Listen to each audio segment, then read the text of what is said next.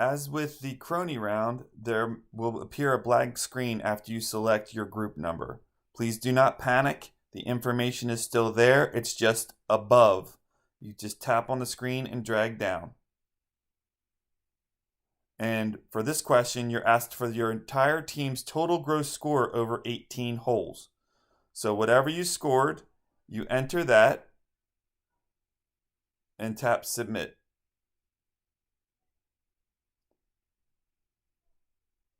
And then you may have a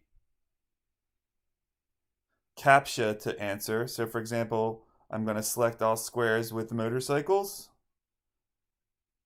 and tap verify. So my submission has been accepted, and it's been accepted for all members of my team. So I do not need to go back and enter that score 4 times. Once I have submitted that one score for 18 holes for my group number, I am done. And that concludes our Scramble Round scoring tutorial.